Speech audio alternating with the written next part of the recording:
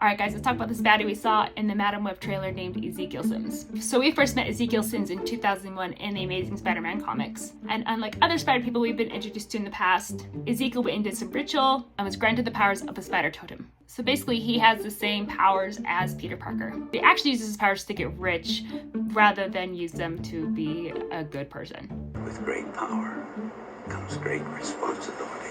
And it gets to the point where he gets afraid of losing his fortune and he starts to study the totems that are above the spider totem and learns that one of the beings involved in the hierarchy is a guy named Morlun. So to protect future versions of people who would inherit the spider totem, like our dear friend Peter Parker, Sims starts to create these bunkers to protect anyone that would have them. Because Morlun decides to go out and to find these people up on the spider totem, basically because Ezekiel Sims pisses him off. So for a while there, he keeps an eye on Peter Parker and another spider woman named Cindy Moon. He ends up saving Cindy Moon and saving Peter Parker a handful of times. Who wouldn't listen to Ezekiel Sims' advice on staying away from certain areas? Because Peter Parker's a good guy and he wants to save the people around him. And of course, every time he doesn't listen to Ezekiel Sims, Morlun ends up finding him and beats him up.